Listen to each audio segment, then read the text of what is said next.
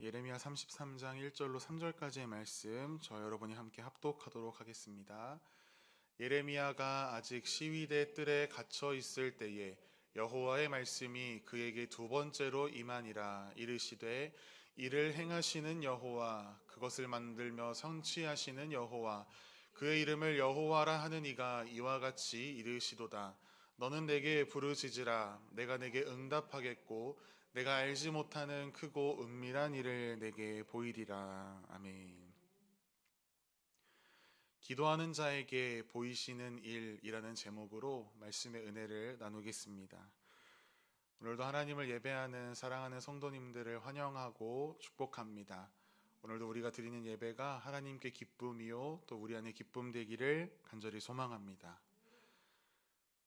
아마 이 수요 오전 예배에 나오시는 분들이라고 한다면 아마 모두가 한 번 이상 기도에 대한 응답을 경험하셨으리라 생각이 됩니다. 그것이 큰 일이건 작은 일이건 모두 기도의 응답을 체험하신 적이 있으시죠?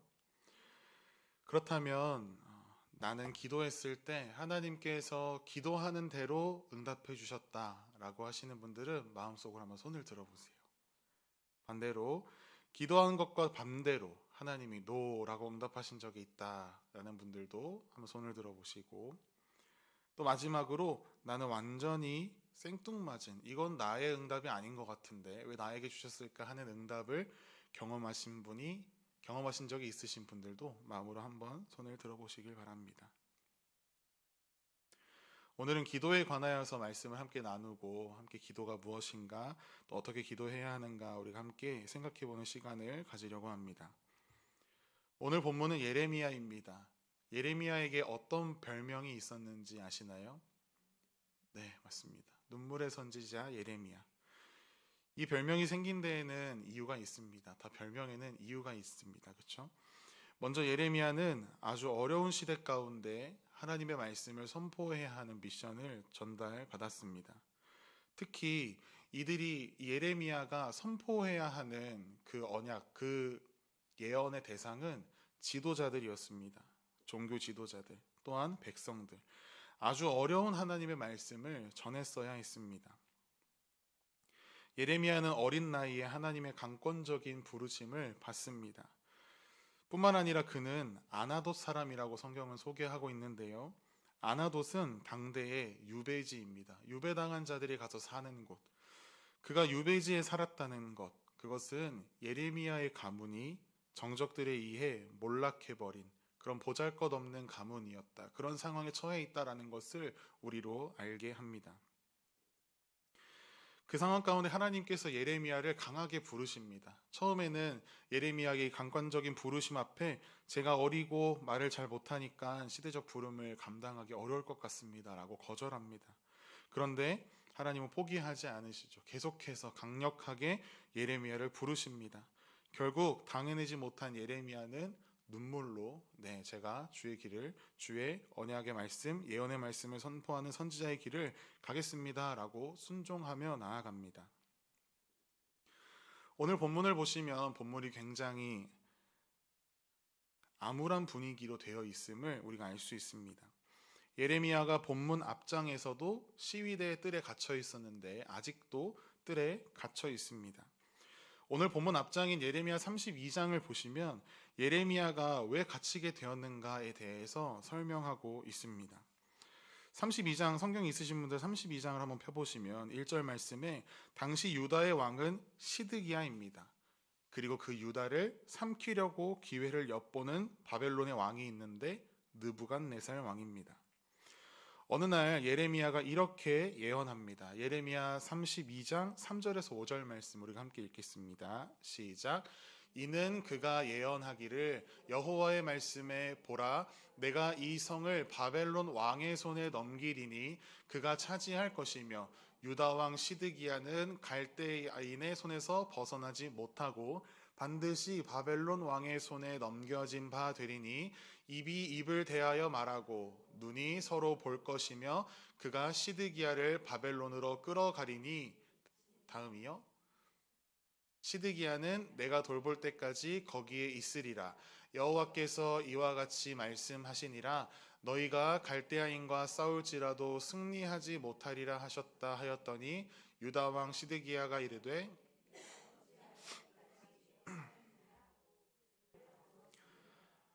네. 보시면 예레미야가 어떤 일을 행했는지 나오죠. 왕한테 가서 당신의 나라가 이제 몰락할 겁니다.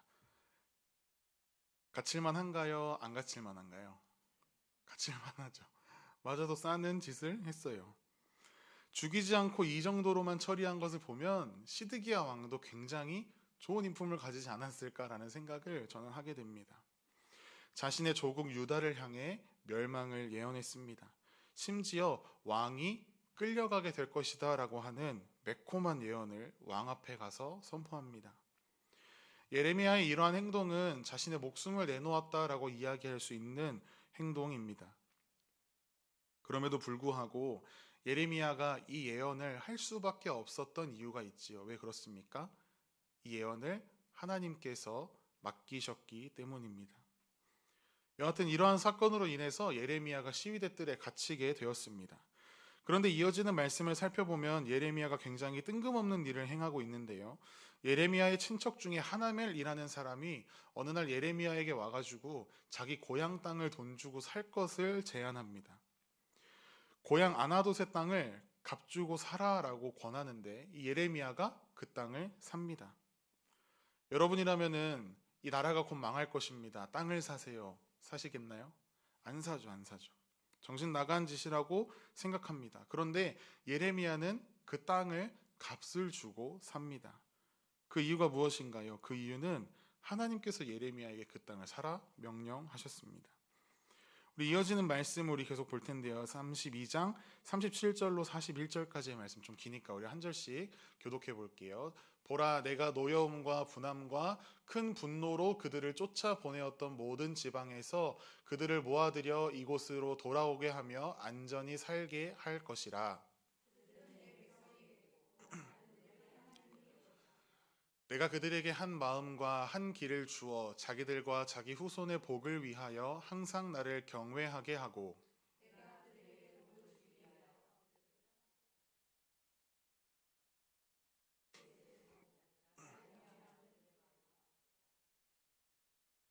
내가 기쁨으로 그들에게 복을 주되 분명히 나의 마음과 정성을 다하여 그들을 이 땅에 심으니라.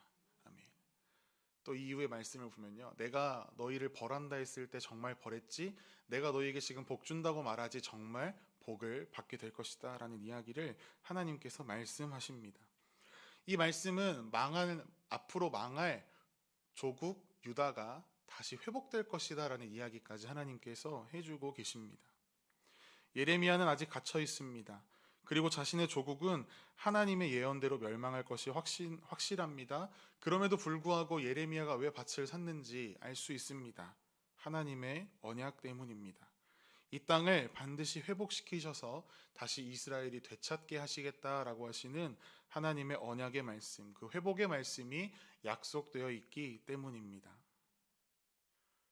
오늘의 본문의 상황을 우리가 읽어가다 보면 우리의 현실이 크게 다르지 않음을 생각하게 됩니다. 내일 우리의 삶에 어떤 일이 일어나게 될지 한 치 앞도 우리는 알 수 없습니다. 절망이 가득합니다. 그런데 또 동일한 것이 한 가지 있다면 바로 하나님의 약속, 너희를 회복시키겠다라고 말씀하신 그 하나님의 언약이 또한 우리의 삶에 동일하게 있습니다. 우리의 현실은 어떻습니까? 붙잡을 것 없고 기댈 곳 없는 상황입니다. 불안과 걱정과 초조함이 매 순간 다가옵니다. 이러다가 아무것도 안 되고 다 망하는 것이 아닐까라고 하는 컴컴하고 암울한 상황입니다. 그러나 이 상황 가운데 우리가 다시금 확인하고 붙잡아야 할 것은 오직 하나님의 약속의 말씀인 줄 믿습니다. 이 약속은 결코 변하지 않고 이루어지는 복된 약속입니다. 그러나 우리가 기억해야 할 것이 있습니다. 이 약속이 결코 우리에게 저절로 오지 않는다라는 것입니다. 함께 성경을 펴서 예레미야 29장 12절 말씀을 찾아보겠습니다. 예레미야 29장 12절로 14절까지의 말씀입니다. 제가 읽어드릴게요. 너희가 내게 부르짖으며 내게 와서 기도하면 내가 너희들의 기도를 들을 것이요 너희가 온 마음으로 나를 구하면 나를 찾을 것이요 나를 만나리라. 이것은 여호와의 말씀이니라. 나는 너희들을 만날 것이며 너희를 포로된 중에서 다시 돌아오게 하되 내가 쫓아 보내었던 나라들과 모든 곳에서 모아 사로잡혀 떠났던 그곳으로 돌아오게 하리라. 이것은 여호와의 말씀이니라. 아멘. 하나님께서는 절망 속에서 칠흑 같은 어둠 속에서 약속하셨습니다. 그런데 그 약속을 경험하고 그 성취를 경험하는 사람이 있습니다. 그게 바로 누구인가요? 오늘 말씀에 방금 읽은 말씀에 정답이 있습니다. 하나님께 와서 부르짖고 기도하는 자, 온 마음으로 하나님을 구하는 자, 이러한 자가 그 약속의 성취를 경험합니다. 하나님께서는 기도로 이 세상을 경영하십니다. 하나님의 자녀된 우리의 기도를 통해 이 세상을 경영해 가십니다. 다시금 오늘 본문 말씀으로 돌아가 보면 오늘 본문 3절 말씀에 우리가 하나님께 부르짖으면 하나님께서는 내가 알지 못하고 크고 은밀한 일을 보이겠다라고 말씀하고 계십니다. 하나님도 참 그냥 주시면 너무 좋을 텐데 하나님은 반드시 기도라는 도구를 통해 우리에게 알려주십니다. 그렇다면 왜 하나님께서 그냥 응답이라고 말씀하면 되시지 왜 크고 은밀한 하지만 비밀이라고 이야기하셨을까요? 우리가 생각해 본다면 이제 이스라엘 백성들이 다 포로가 되어서 바벨론으로 끌려가게 될 것입니다. 그들이 바벨론의 포로로 끌려가서 뭐라고 기도하게 될까요? 하나님, 다시 내 조국 이스라엘로 돌아가게 해주세요. 이런 기도를 하지 않겠습니까? 우리를 살려주세요. 바벨론에 포로된 우리를 불쌍히 여기셔서 다시 이스라엘로 돌아가게 해주세요. 라고 기도할 것입니다. 자신의 눈앞에 있는 당장의 암울한 상황을 해결해 달라라고 하나님 앞에 기도할 것입니다. 우리도 그렇죠. 문제가 터지면 어떻게 기도하나요? 하나님 이거 해결해 주세요. 하나님 이 문제 좀 지나가게 해주세요. 라고 기도합니다. 왜 그렇습니까? 정말 이 문제를 해결해야 되기 때문입니다. 이 문제가 해결되지 않고서는 우리가 그 다음 걸음을 걸어갈 수 없기 때문입니다. 그런데 그렇게 바벨론에 끌려가서 하나님 살려주세요, 이스라엘로 다시 돌아가게 해주세요 라고 기도하던 그들이 엉뚱한 응답을 경험합니다. 그것은 다름 아닌 하나님께서 그들에게 주신 깨달음이었습니다. 우리가 왜 이러한 상황에 놓이게 되었는가? 그 원인을 찾아가게 하셨습니다. 그들이 이런 대가를 치르는 것은 자신들의 조상들이 하나님을 섬기지 않고 우상을 섬겼기 때문이다. 그로 인하여 하나님과 그의 말씀에서 멀어졌기 때문에 우리가 포로되어 잡혀왔구나라는 것을 그들이 깨닫게 되었습니다. 이스라엘 백성들은 지금까지 내 앞에 펼쳐진 그 포로라고 하는 그 상황을 포로기만 해결해 주세요라고 기도하다가 그들은 이제 자신들의 닥친 그 문제의 본질을 해결하기 위해 기도하기 시작합니다. 문제 해결의 키가 무엇이죠? 다시 하나님께로 돌아가야겠구나. 그때부터 이스라엘 백성들은 정신을 차리고 자신의 후손들에게 하나님의 말씀을 읽게 하고 그 말씀을 가르치기 시작합니다. 그때 생긴 것이 회당이라고 하는 장소고 서기관이라고 하는 직책입니다. 오늘 본문에 하나님께서 말씀하시는 크고 은밀한 일이란 이스라엘 백성들이 포로에서 해방되어 구원받는 것도 큰 일이지만 절박한 상황까지 하나님께서 그들을 밀어 넣으셔서 엉뚱한 응답을 허락하신 것, 오늘 본문에서 말하는 크고 은밀한 일을 정말로 깨닫게 하셨습니다. 사역을 하다 보면 실제로 이런 고백을 하는 성도님들을 많이 마주합니다. 그리고 저도 기도를 하다 보면 이런 일들을 경험합니다.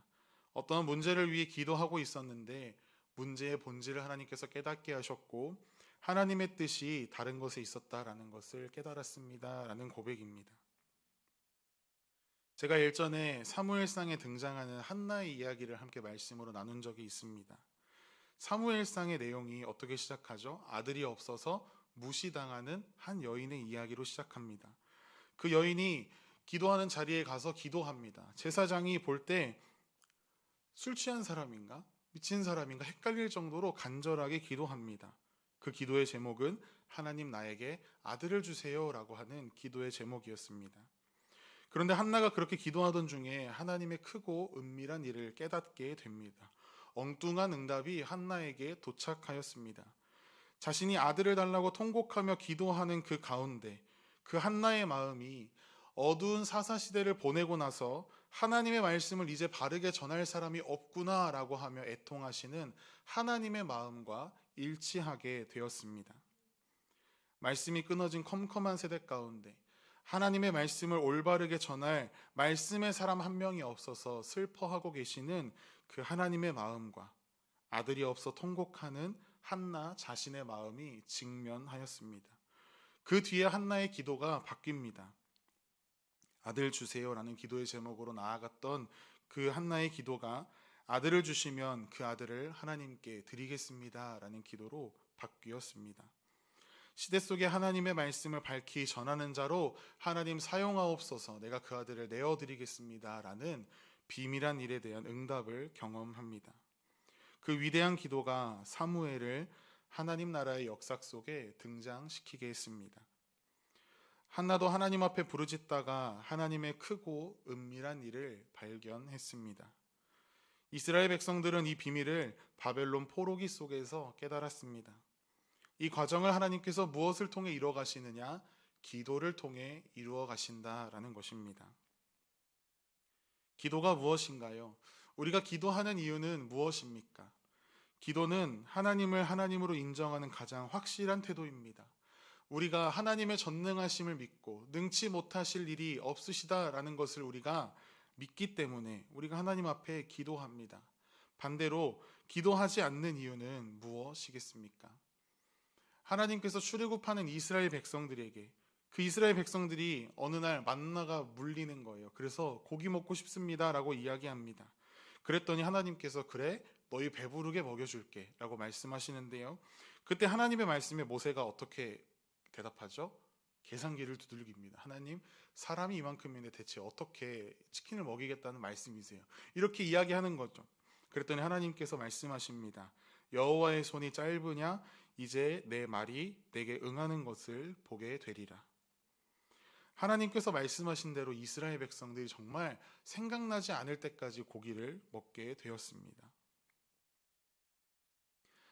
하나님의 손이 짧지 않음을 우리는 말씀을 통해 깨달았고 알고 있습니다. 그러나 우리는 왜 기도하지 않는 것입니까? 기도가 영적인 호흡이라고 우리가 이야기합니다. 육신의 호흡이 끊어지면 죽는 것이에요. 굉장히 무서운 일인데 우리가 호흡이 끊어져 본 적이 없어서 그런가 체감이 되지 않는 것이죠. 기도 안 한다는 것이 하나님을 인정하지 않는 행위이다라고 이야기하니 우리에게 이 기도가 얼마나 중요한가 조금 더 무겁게 다가오는 것 같습니다. 요즘 날씨가 많이 따뜻해졌습니다. 길거리에 꽃이 피면서 우리는 생각합니다. 이상하다. 저 말씀으로 우리가 송구영신 예배 시작한 지 얼마 안 된 것 같은데 벌써 4월 둘째 주를 보내고 있습니다. 벌써 겨울은 한참 전에 지나갔습니다. 봄도 이제 곧 지나갈 것입니다. 우리가 한 해를 시작하면서 복음에 합당한 삶을 살아내겠노라, 기도의 자리를 지키겠다라고 다짐했는데 여러분 그 다짐을 잘 지키며 살아가고 계십니까? 또한 요즘 많은 성도님들께서 정한 때에 이 예배당에서 기도의 자리를 지키신다라는 소식에 얼마나 감사한지 모르겠습니다. 우리가 이 기도의 걸음을 지체하지 않고 또한 남은 한 해에 우리가 기도에 더욱 힘쓰는 우리 모두의 삶이 되기를 간절히 소망합니다. 우리가 기도할 때 우리는 하나님의 크고 은밀한 일을 보게 될 것입니다. 이 시대 속에 감추어진 하나님의 계획하심을 보게 될 것입니다. 하나님께서는 기도하는 자들에게 당신의 비밀을 나타내 보이십니다. 오늘부터 다시 기도로 이 땅을 경영하시는 하나님의 원칙과 그 질서에 순응하고 그것을 인정하는 우리의 삶이 되어서 이 시대 속에 예레미야와 같이 부르짖음 가운데 하나님께서 보여주시는 크고 은밀한 일을 깨닫고 바라보는 여기 모인 우리 모두의 삶이 되기를 간절히 소망합니다. 우리 함께 찬양하시겠습니다.